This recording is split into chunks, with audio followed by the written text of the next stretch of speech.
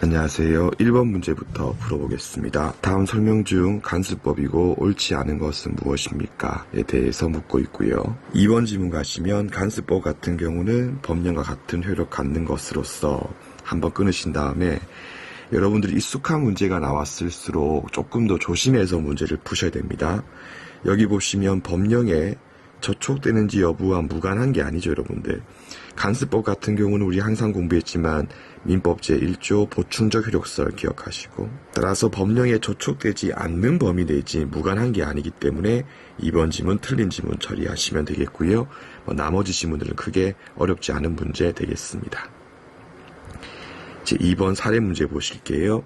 X토지는 X토지가 있고 미성년자 갑의 소유이다 까지 하시고요. 을 같은 경우는 갑의 친권자다. 후견인 아니죠. 친권자. 기읍번 을이 자신의 사업자금을 사용하기 위해서 법정 대리 내지 위해서 갑의 이익에 반하여 X토지를 헐갑의 병한테 매도하고 이전 등기를 해주었다. 이만큼 이제 꺽쇠치고 친권 남용 떠올리시면 되고요. 물론 판례가 이제 적용 요건에 대해서 조금 더 완화해서 보는 거하고 엄격하게 보는데 차이가 있지만 기본적으로 친권 남용의 경우도 대리권 남용에 준해가지고 민법 제107조 제1항 단서 유추 적용설에 의해서 기본적으로 문제를 해결하고 있다까지 한 번 더 리마인드 하시고, 요때 매매계약할 당시에 상대방 병이 을이 애기 갑이 아니라 자신의 이익을 위해서 헐값에 매도한다는 사실을 알고 있었다. 악이죠. 그러면 이제 매매계약이 무효죠. 근데 이후에 병이 정한테 X토지를 한 번 더 매도하고 정한테 등기 줬는데 정이 이제 이러한 사유에 대해서 알지 못했다 해서 등기를 보면 이제 이렇게 등기가 갔고 다시 이렇게 등기가 넘어간 상태죠. 요때 이제 병이 악이죠. 병은 악이니까 무효가 돼버립니다. 이랬을 때 이제 병과 거래했던 정이 선인 경우에 민법 제107조 제2항을 유추해가지고 정이 보호될 수 있는가 없는가에 대한 문제죠. 물론 판례에 대해서 좀 비판은 있긴 합니다. 하지만 판례가 하는 얘기가 107조 제1항 단서가 유추가 된다면 2항 같은 경우도 유추를 하는 게 옳다라고 보는 게 판례의 입장이 되겠고요. 따라서 정이 선의인 경우에는 정이 적법하게 소유권 자체를 취득해버리기 때문에 더 이상 갑이 정명의 등기에 대해서 말소를 청구할 수 있다가 아니고 없다기 때문에 기읍번 지문, 틀린 지문 처리하시면 되겠습니다. 근데 이 107조 제2항의 적용 법리를 이제 나머지 기타 유형의 일반 대리권 남용이나 대표권 남용의 경우도 통용적으로 사용할 수 있는가는 조금 아직까지 명백한 그런 판례는 없고요. 문헌도 많지는 않기 때문에 확실하게 알 수가 없는 부분인데요. 최근에 세무사 시험에서 똑같이 처리를 하는 지문을 출제했고 이제 옳은 지문 출제를 했거든요.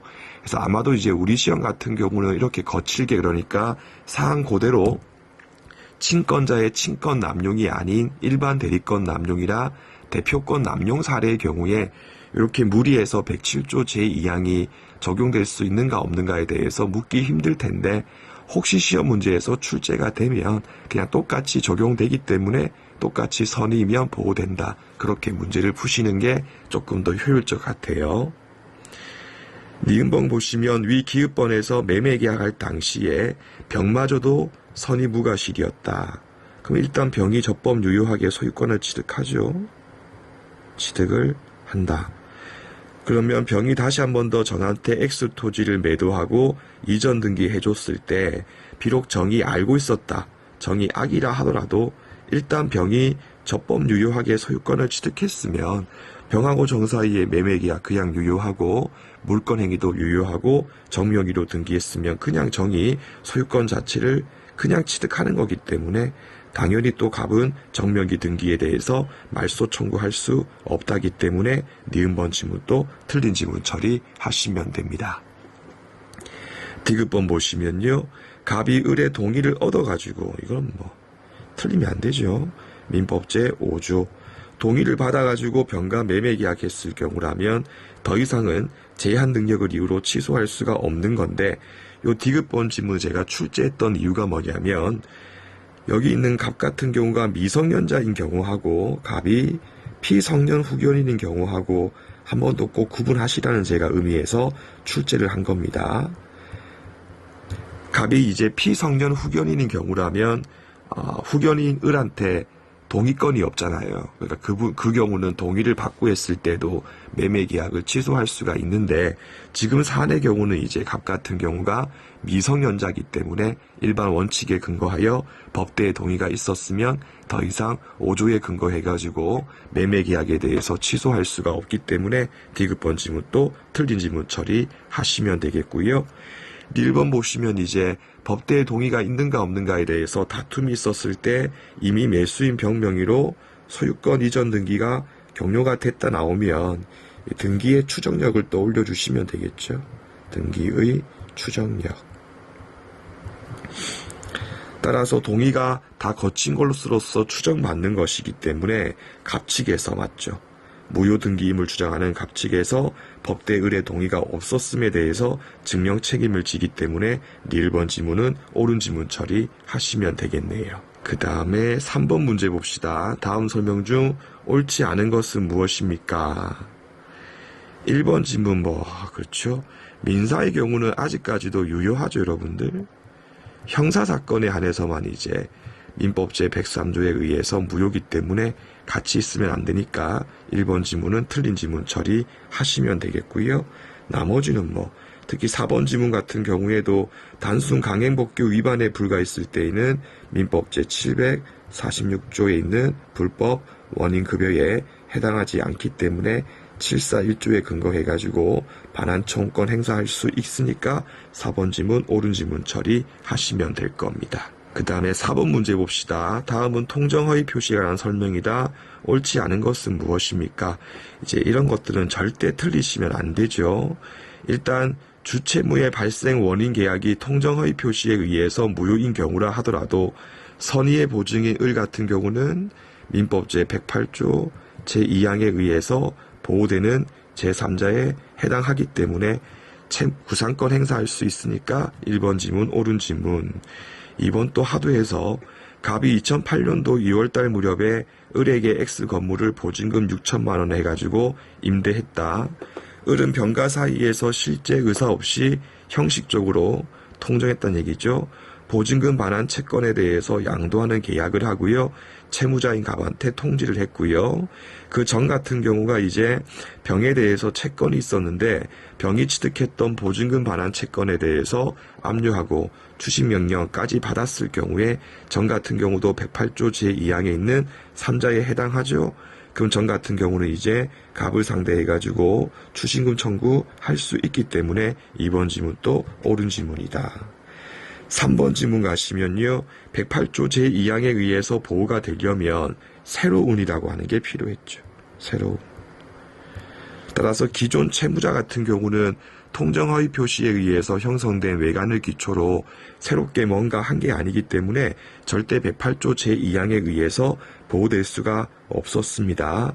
해서 기존 채무자 병 같은 경우라면 비록 자기가 선이라 하더라도 108조 제2항에 의한 보호는 될 수가 없는 것이기 때문에 108조 제2항에 의한 거절은 할 수가 없으니까 3번 지문 또 옳은 지문 처리하시면 되겠고요.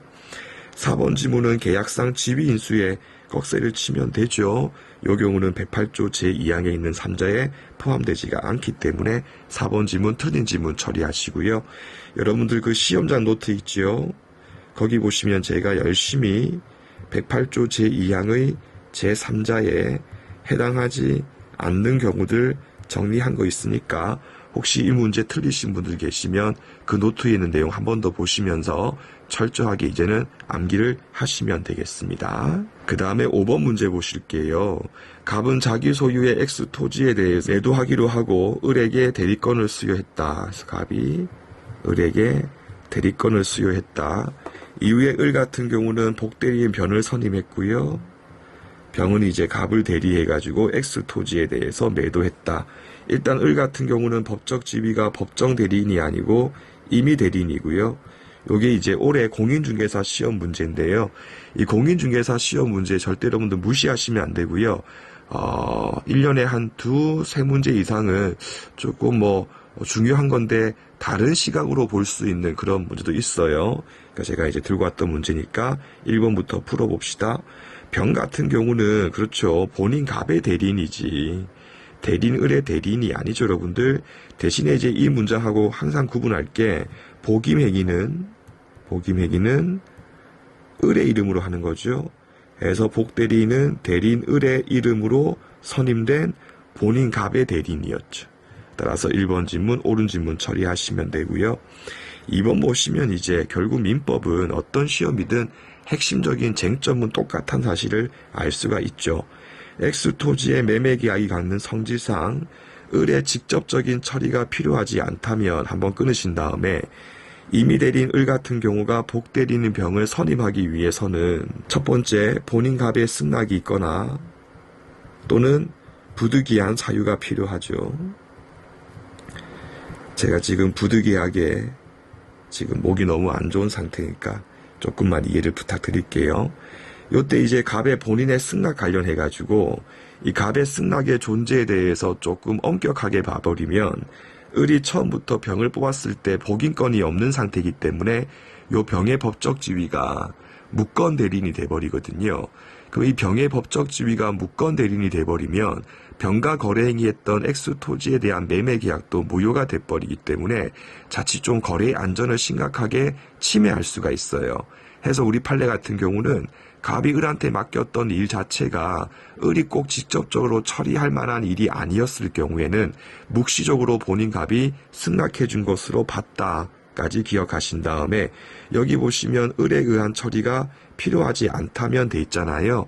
이게 꼭 을이 할 필요 없이 을이 하든 병이 하든 A가 하든 별 관계없다 그 말인 거죠. 그렇다면 특별한 사유가 없는 이상은 병선임에 대해서 본인 갑 같은 경우가 묵시적으로 승낙한 것으로 보는 것이 옳기 때문에 2번 지문 옳은 지문 처리하시면 되겠죠. 3번 지문 가시면 을이 갑의 승낙을 얻어가지고 병에 대해서 선임을 했다. 한번 끊으시고요. 그럼 을은 갑에 대해서 선임 감독의 책임이 없다. 밑도 끝도 없죠, 여러분들. 선임 감독. 그러니까 이 뜻이 뭐냐면 을이 병을 잘못 뽑았다.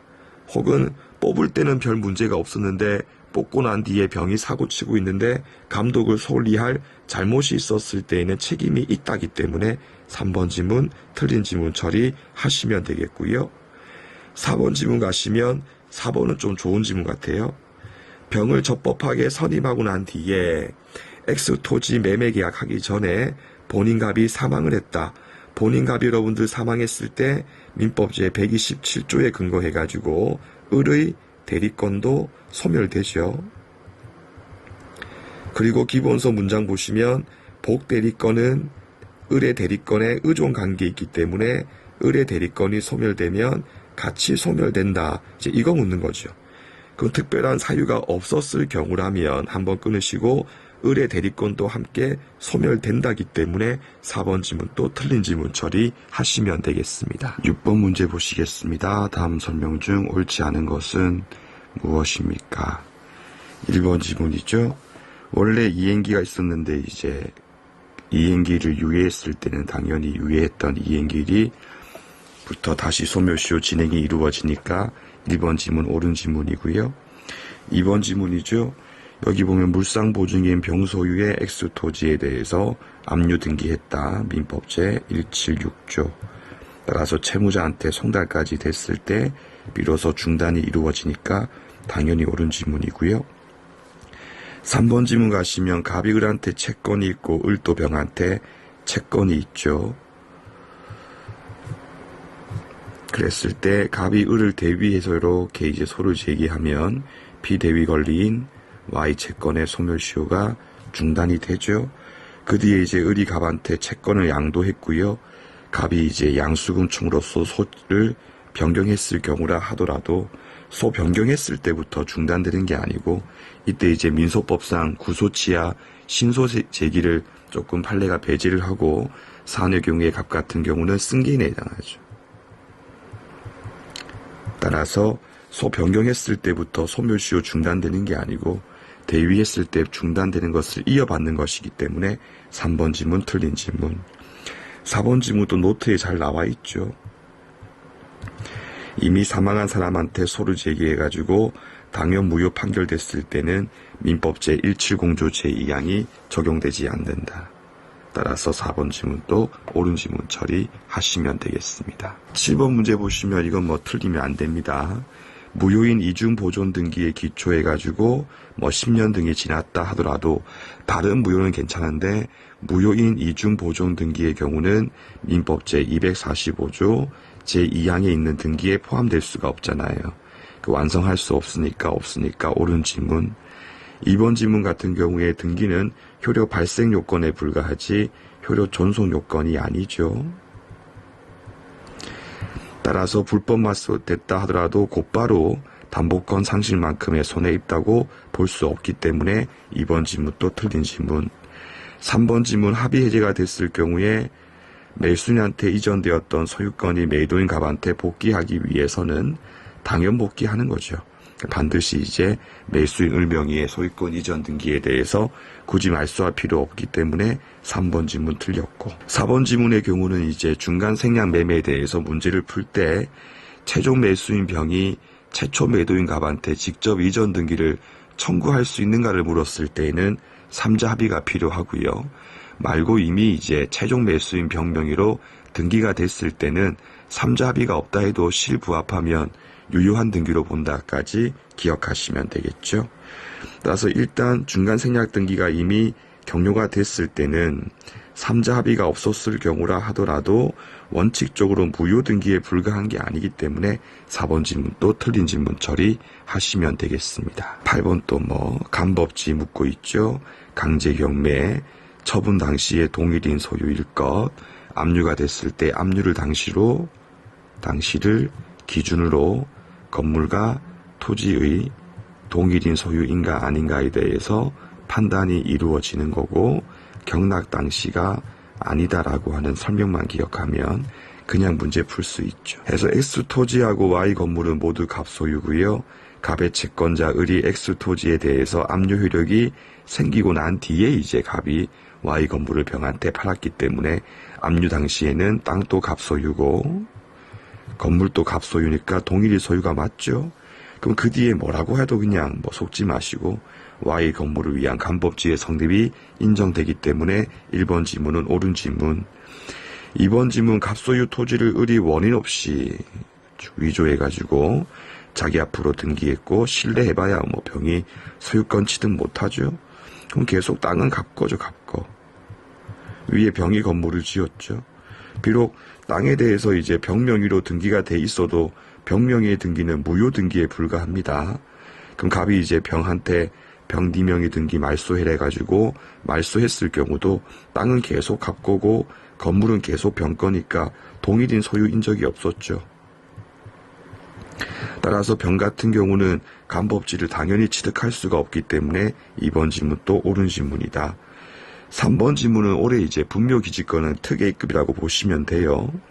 분묘가 멸실됐다 하더라도 원상 회복이 가능하다면 그러면 존속한다죠. 그죠? 소멸이 아니고. 3번 틀렸고. 4번 지문 가시면 지상권자 을의 지료지급 연체가 토지 소유권자가 갑이고 병 양도 전후에 걸쳐가지고 됐을 경우에 합해가지고 인연된 사실만 가지고는 원칙적으로 소멸 청구할 수 없고요. 양수인 병가의 관계에서 이제 2년분 이상 지료 지급을 연체했을 때 지상권 소멸 청구할 수 있기 때문에 4번 지문 또 틀린 지문 처리하시면 되겠습니다. 9번 다음 점유 설명 중 옳지 않은 것은 무엇입니까? 1번 지문 단순 보조에 불과했을 때에는 점유주만 점유권이 있죠. 따라서 아니기 때문에 점유권에 관한 일반적 효력이 인정되지 않으니까 당연히 옳은 지문이고요. 2번 지문에 보시면 사기당한 경우는 침탈이 아니죠. 근데 문제에서 보니까 점유권에 기한 물청에 대해서 묻고 있죠. 제가 매번 강의할 때 하는 얘기가 물청에 대해서 물어보면 점유권에 기한 물청인지 아니면 본권에 관한 물청인지를 반드시 구분하자라고 설명드렸죠. 그 사안의 경우는 점유보호청권의 경우는 침탈당한 사실이 인정됐을 때만 행사할 수가 있는데 사기당했기 때문에 점유권에 기한 물청 행사할 수 없으니까 2번 지문이 틀렸고요. 3번 지문에 보시면 특별승계인한테 행사할 수 없는 게 원칙 맞죠? 근데 특별승계인이 악의인 경우는 행사할 수 있으니까 3번 지문 옳은 지문이고요. 4번 지문 또 취득시효, 이때 점유한 사실이 인정되면 그 사이에 관한 부분에 대해서는 계속 추정이 인정되죠. 따라서 4번 지문 또 옳은 지문이고 추정에 불과하지 간주는 아닙니다. 그 다음에 10번 전세건에 관한 설명 중 옳지 않은 것은 무엇입니까? X 건물에 대해서 갑과 을이 전세건 설정 계약하고 등기를 마쳤죠. 만약 을이 X 건물에 대해서 인도를 받지 못했을 경우라면 전세금을 지급했을 때에도 전세금의 성립이 이루어진다. 맞죠? X 건물에 관한 전세건은 부동산 물건 변동이니까 민법 제186이죠. 그럼 등기만 있으면 되지 인도까지는 필수가 아닙니다. 그러므로 전세건 설정 계약했고 설정 등기했고 전세금을 지급했다면 전세 목적물의 인도 유무와 관계없이 전세건의 성립이 이루어지기 때문에 1번 지문 옳은 지문. 2번 지문의 경우도 목적물의 현상 유지하고 그 통상의 관리를 위해서 지출한 비용은 빼내서 그냥 이거 필요비구나. 그러면 지상권자하고 전세권자의 경우는 필요비의 상한은 청구할 수 없고 유입비의 상한만 청구할 수 있고 비교할 게 임차인 같은 경우는 필요비도 상한 청구할 수 있고 유입비도 청구할 수 있고 하도해서 3번 전세권자가 전세 목적물에 대해서 경매를 청구하려면요. 설정자에 대해서 이행지체에 빠뜨렸을 때 이제 경매를 청구할 수가 있겠죠. 이때 전세권자가 설정자를 이행지체에 빠뜨리려면 설정자에게 있었던 동의안건을 없앴을 때 지체에 빠뜨릴 수가 있죠. 그러면 그 동의안건을 없애기 위해서 해야 될 게 두 가지였죠. 전세 목적물에 대해서 인도해줄 의무가 있고 전세건 설정 등기 말소할 때 필요한 서류까지도 이행 제공했을 때에 경매를 청구할 수가 있기 때문에 3번 지문 또 옳은 지문. 4번 지문입니다. 전세건의 경우는 용익물건적 성격도 가지고 있고 담보물건적 성격도 같이 겸하고 있죠. 겸하고 있다. 따라서 전세건의 존속 기간이 시작되기 전에 마쳤던 전세건 설정 등기의 경우도 일단 등기가 됐으면 특별한 사유가 없는 한 유효한 것으로 추정된다기 때문에 4번 지문 틀린 지문 처리하시면 됩니다. 11번의 공동소유 옳지 않은 것은 뭐냐? 1번 지문이죠. 핵심 할게요. 노트에 있으니까 여러분들. 중개수수료 돈 달라는 거죠. 총유물 관리 처분 행위가 아니고 정관에 의한 단순 대표권 제한의 문제에 불과하고 채무보증계약의 경우도 만약 이게 유효했을 때 보증 채무금 달라니까 돈이죠. 따라서 한번 끊고 보증계약의 상대방 스스로가 선의부가심에 대해서 주장 입증 못하는 한 말도 안 되는 소리죠. A측에서 종중 A측에서 이제 상대방이 알았거나 알 수 있었음에 대해서 주장 증명 책임을 지는 거지 보증계약 상대방 스스로가 증명 책임지는 게 아니기 때문에 2번 지문 또 틀렸다. 3번 분묘 설치행위 같은 행위는 지상권 같은 거 주는 처분행위니까 총유물 처분행위에 해당하죠. 따라서 종중총회 결의가 필요하니까 3번 지문 또 옳은 지문이고요. 4번 지문입니다. 공유자 갑이 공유물 관리에 대해서 제3자 A하고 도급계약 등을 했을 때에 그 도급계약에 의해서 제3자가 지출한 관리비용 상한 의무를 누가 어떻게 지는가에 대해서 1차적으로 결정될 문제인 것이고 그래서 갑이 일단 A한테 공사대금을 다 지급했으면 갑이 다시 내부관계에서 이제 을하고 병한테 이렇게 분담을 청구할 수가 있는 거죠. 그래서 갑, 을, 병이 공유물의 관리 비용에 대해서 각 지분 비율로 써신다고 하는 내용의 민법 제266조 제1항은 갑과 을과 병 사이의 내부관계에 관한 규정일 뿐이니까 옳은 지문이다.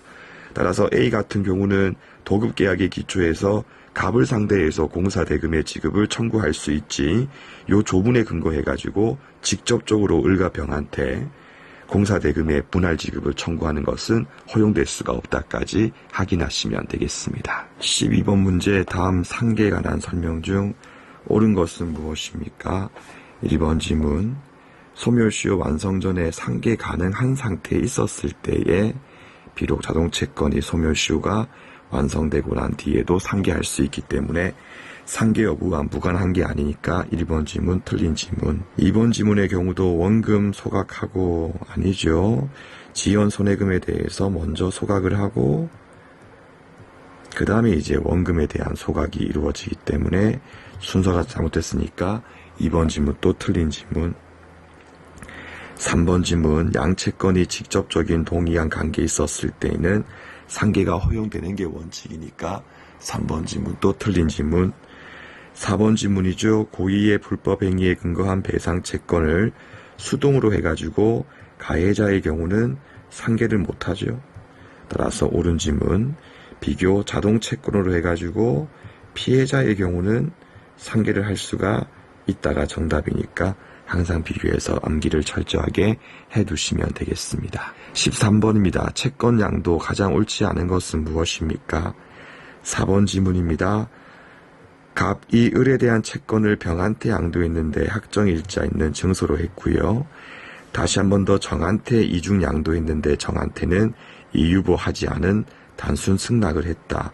이랬을 때 이제 병하고 정 중에서 누구냐라고 하는 문제는 민법 제451조에 의해서 처리할 문제가 아니라 민법 제450조 제2항에 의해서 처리를 할 문제죠. 그럼 병 같은 경우는 일자를 구비했고요. 정 같은 경우는 일자 구비 못했기 때문에 이유가 없는 단순 승낙을 보고 문제 푸는 게 아니고 확정일자 구비 여부에 근거해서 문제를 푸는 거다. 그러므로 을은 정이 아니라 병에게 채무에 대해서 이행을 해야 하기 때문에 4번 지문도 틀린 지문 처리하시면 되겠습니다. 다음 설명 중 옳은 것은 무엇입니까?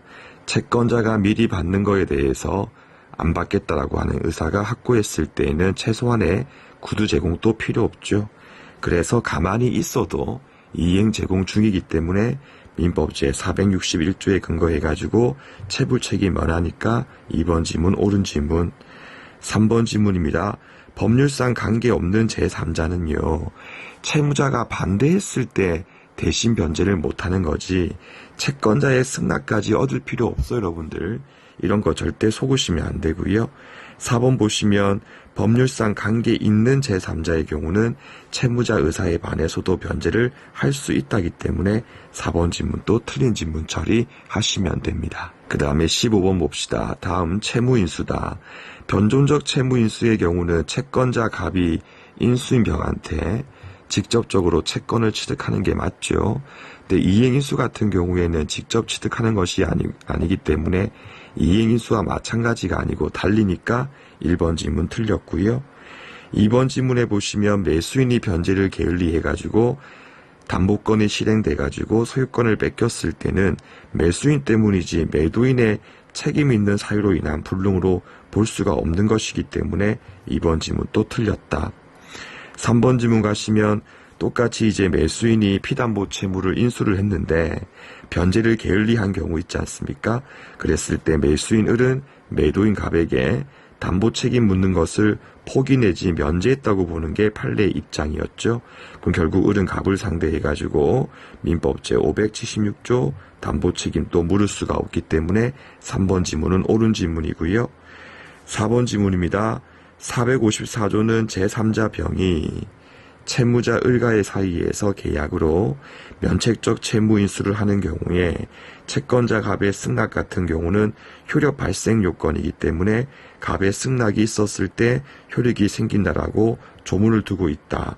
그럼 채권자 갑의 승낙이 없었을 경우에 면책적 채무 인수 효력은 생길 수가 없다 하더라도 을하고 병 내부 사이에서 이행인수 계약의 효력은 가질 수 있기 때문에 4번 지문도 틀린 지문 처리하시면 됩니다. 16번입니다. 채권자 갑은 채무자 을에게 금 1억 원에 변제기가 도래한 채권을 가지고 있었고요.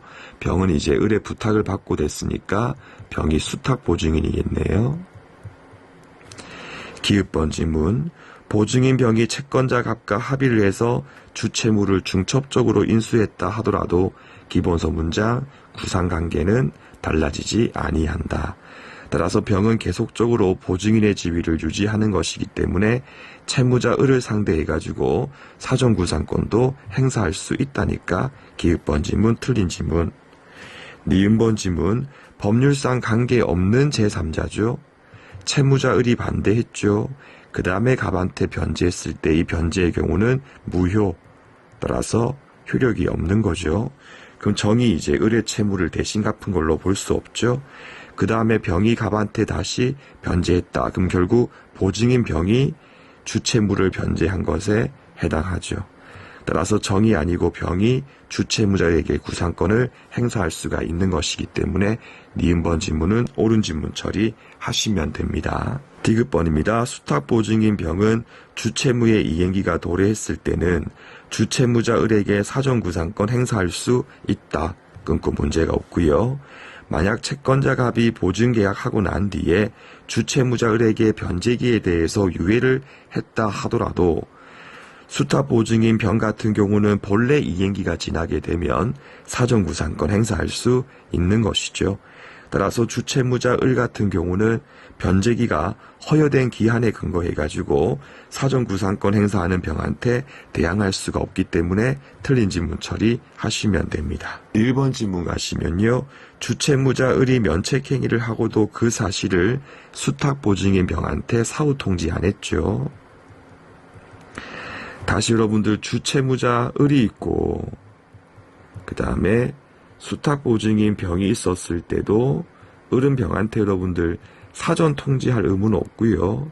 사후 통지할 의무만 지는 거고요.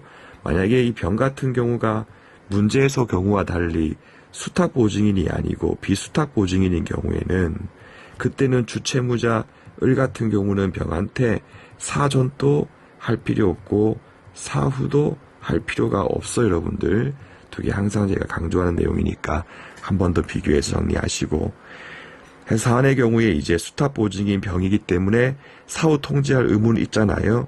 근데 을이 안 했죠. 근데 병도 지가 해야 될 통지를 하지 않았기 때문에 병 같은 경우는 보호를 할 수가 없는 거죠. 따라서 병이 이중의 면책행위를 했을 경우에도 이 경우는 병을 보호할 수가 없기 때문에 일반 원칙에 근거해가지고 을이 했던 제1의 변제행위만 유효한 것이고 병이 했던 제2의 변제행위는 효력이 없는 겁니다. 그러므로 병 같은 경우는 을에 대해서 자기 면책행위를 주장할 수가 없다기 때문에 1번 지문도 틀린 지문 처리하시면 되겠습니다. 17번 문제 봅시다. 다음 설명 중 옳지 않은 것은 무엇입니까? 1번 정도 보시면 되죠. 실제 면적이 미달하는 경우다 했을 때에 일부 무혐의 근거해가지고 민법 제741조에 근거해서 반환 청구를 하거나 민법 제535조에 근거해가지고 실내배상을 청구할 수 없죠. 해서 계약의 면적이 일부 미달하는 경우도 계약 자체는 유효하다 기억하시고, 따라서 무효가 아니기 때문에 무효임을 전제로 하는 742나 535는 청구할 수 없다 이렇게 하시면 되고요. 나머지는 뭐 볼 거 별로 없죠. 3번 지문 보시면 민법 제571조 같은 경우는 전부 타인 권리 매매의 경우만 적용되죠. 조문 보면 동전이라 되어 있으니까. 따라서 일부 타인 권리 매매 같은 경우는 적용될 수가 없다 해서 옳은 지문 처리하시고 나머지는 어려운 거 없습니다. 18번 문제 봅시다. 다음 설명 중 옳지 않은 것은 무엇입니까? 1번 지문 맨날 하는 거죠. 748조의 2항에 있는 이자나 민법 제548조 2항에 있는 이자나 둘 다 부당이득조로서 돌려주는 것이 지연손해금이 아니었죠. 따라서 동의한 관계에 있든 없든 무관하게죠. 있든 없든 무관하게 별도의 합의가 없었을 때에는 법정 이율만큼에 대해서 이자에 대해서 지급을 하는 거지 면하는 것이 아니기 때문에 1번 지문 틀린 지문. 2번 지문은 운용이익에 대한 걸 읽어보시면 되고요. 3번 보시면 계약이 무효이면 748, 해제가 됐을 때의 548이죠. 기본 중에 기본인 거고, 4번 지문 같은 경우도 별도로서 약정했을 경우에는 별도의 사유가 없으면 별도로 했으니까 유효한 게 원칙이기 때문에 무효임을 주장하는 수익자에게 무효입에 대해서 주장 증명 책임이 있다까지 다시 한번 확인하시면 되겠습니다. 19번 문제입니다. 동의안 건에 관한 설명 중 옳은 것은 무엇입니까? 2번 지문 가시면 무효가 됐을 경우에 낙찰다가 채무자한테 지고 있는 소유권 이전 등기의 말소 의무, 노트 필기 보면 병이 갑한테 지고 있는 소유권 이전 등기 의무하고, 그 다음에 배당받은 채권자 을이 병한테 지고 있는 배당금 반환 의무는 처음부터 서로 이행의 상대방을 달리하죠. 이행의 상대방을 달리하기 때문에 동의한 관계 있지 않기 때문에 2번 지문 옳은 지문이다. 3번 지문 같은 경우는 양채무는 동일한 원인에 의해서 발생된 채무가 아니기 때문에 원칙적으로 관계 있지 않겠고요. 4번 지문은 제가 채권 증서하고 영수증 같은 경우에 구분하라 엄청나게 강조 많이 했던 부분이고, 아직까지 이 4번 같은 걸 틀리시는 분들은 공부 안 한 겁니다. 해서 영수증하고 채권 증서 반환하고 설명 필요 없이 철저하게 이제는 암기를 해야 될 부분이고요. 채권 증서 반환은 동의한 관계 있지 않고 변제를 먼저 한다. 따라서 4번 지문 제일 끝에 있지 않기 때문에 틀린 지문 처리하시면 됩니다. 2번 또 쉽죠. 다음 설명 중 옳지 않은 것은 무엇입니까? 임대인한테 임대할 권한이 없다. 자, 나온 김에 여러분들 공부할 때 야무지게 한 번에 하세요. 임대인 갑한테 임대할 게 없다 하더라도, 권한이 없어도 기읍번 임대차 계약은 원칙적으로 유효하게 성립합니다. 여기 이제 기본서에 보면 앞에 있는 내용이었고요. 저 뒤에 가면 이 경우에 이제 임차인이 주임법에 의해서 대항력 등에 의해서 보호될 수 있는가 없는가에 대해서 물었을 경우는요, 대항력에 의해서 보호가 받기 위해서는 최소한 임대인한테 임대할 수 있는 적법한 권한은 필요하죠. 따라서 임대차 계약이 유효하게 성립은 하겠지만 임차인이 주임법에 의한 보호는 받을 수가 없다까지 해놓고 1번 지문 찬찬히 읽어보면 주임법에 대해서 묻고 있는 게 아니라 임대차 계약의 성립에 대해서 묻고 있기 때문에 성립이라고 볼 수 있다지 없는 게 아니니까 1번 지문 틀린 지문 처리하시면 됩니다. 21번 그냥 꼼꼼하게 정리하세요. 빨리 할게요. 얼마 전 제가 사순환 강의할 때 한번 정리했던 내용이죠. 차고 강행복규 아니고 임이기 때문에 미리 배제하기로 합의했을 경우에는 취소할 수 있다가 아니고 없고요. 니은번 지문 가시면 10년으로서 합의했다 하더라도 본래 기산이 3년이 지나게 되면 대금 채권에 대해서 완성이 되죠. 니은번 지문 옳은 지문 처리하시면 되겠고요.